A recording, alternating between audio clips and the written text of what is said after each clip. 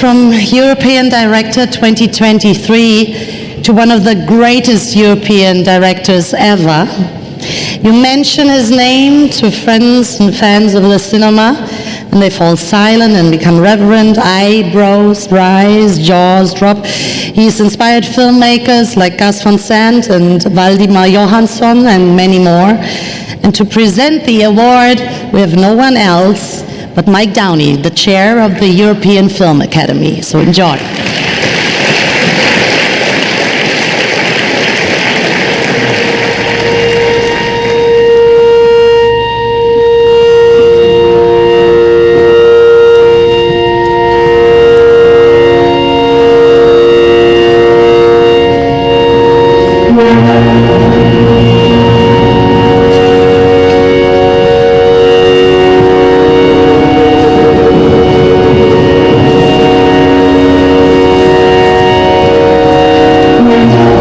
The filmmaker we honor now has managed in a unique and extraordinarily original way to create a cinematic language that is exclusively his own. An instantaneously recognizable signature, distinctive and inventive.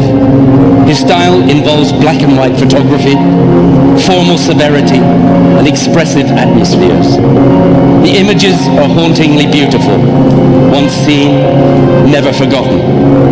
His films typically feature desolate landscapes, wrecked communities, and problematic characters in the Hungarian countryside. Think Damnation or Satan Tango. They have a painstakingly slow pace and incredibly long shots. Macbeth has 2 in total. Acting and dialogue are staged, though everything remains firmly grounded in reality. The soundscape, the music can be like the imposing droning of a factory, as in the Turin Horse, or evocative and sentimental, as in the Werkmeister harmonies. His tales are about real people who are vulnerable and impoverished and desperate. The stories, if you can call them that, boast little suspense in terms of plot. The Turin Horse, a peasant and his daughter, they get up, they get dressed, they get water.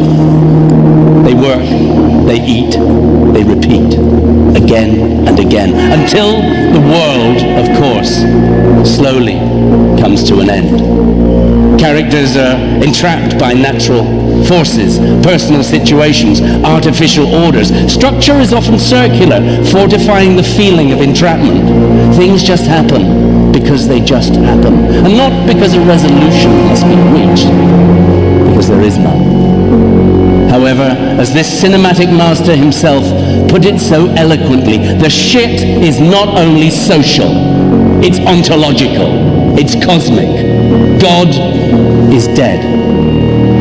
Great narratives are long gone. There's only the inevitable, unbearable heaviness of being.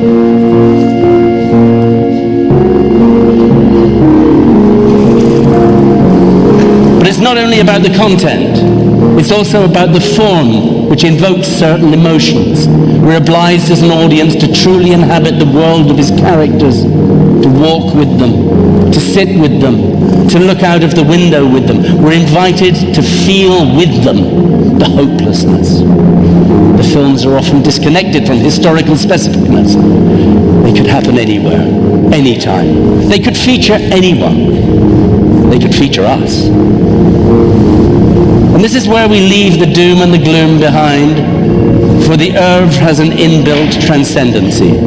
It throws us back upon ourselves. His films make us understand we are all the creatures of loss. And at the end of the day, there's only the here and now, this very moment, this very life, which may be tedious, may be mundane, may be painful. It's still life, and it might be all we've got.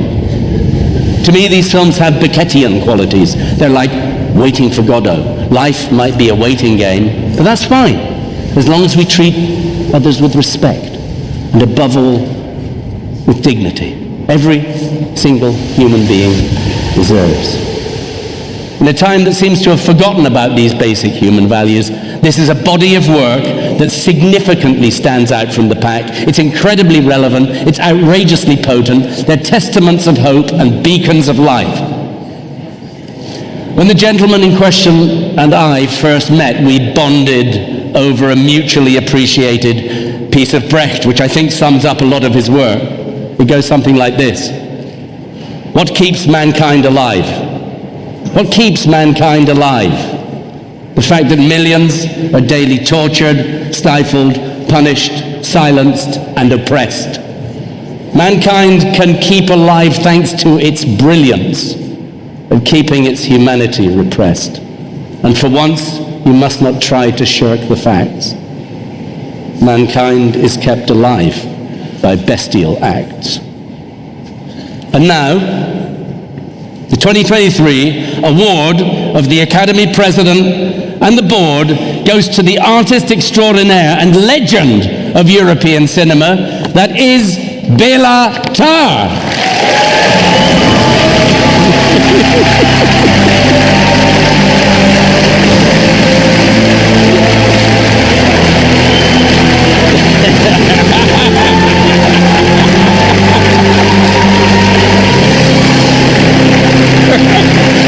See, I got it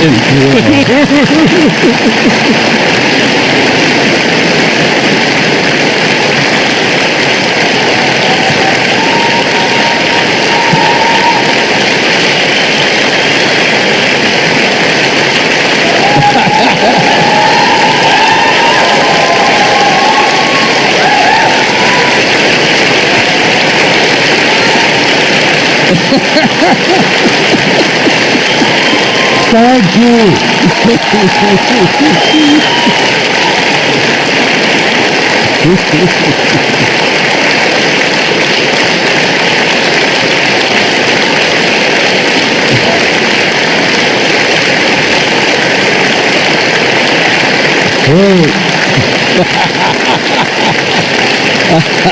Please stop. Beg you. Do you want it? I'm shocked. Swear to God, I really don't know what can I say after you. And thanks for Mike, because what he said is maybe you overestimated my capacity. And you know, when you wake up at 3:30 in the morning, going to the set, going to the countryside, and 4 o'clock in the morning in November, you don't have any heating anywhere, and you are just waiting for a little light. Finally, we can press the button on the camera, and Fred was with me, and he knew how it is when we were absolutely frozen, and the actors are over. The guy was drinking in a whole night, and he doesn't know where is he now, and the girl is just broke up with her boyfriend, and her eyes were totally, you could not see her eyes because full of tears. And you are there and you have to do something. But why? Why? Why? And you know why? Because when you do your life, you see something and which is touching you and moving you and stuck to your brain, and you have a feeling you have to share with you because you think it's important, not only for you, for all of us. And this is the reason why we are doing this job, not for the film industry. Today I met with young people, today morning. They were asking my advice, and I don't have advice. Just they have to find their own language, they have to be themselves, they have to fuck off the film industry, the box office, and they have to, you know, if they don't have money, don't worry. They have phone, they can do a movie with their iPhone, or they can editing on their computer and distributing on the internet. But the most important thing, they have to be free. And all of us has to be free.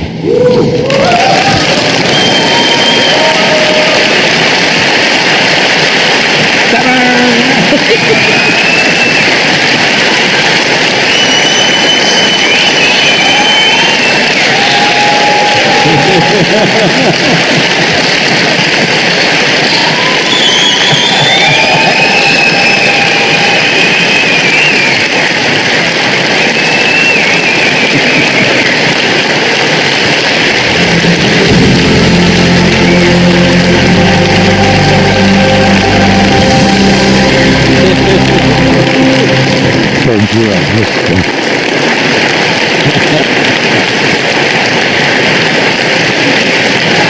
Okay, see you later. Come on. Thank you so much, Béla Tarr. This was almost as good as one of your long movies. Very few people can do that, fill a long speech.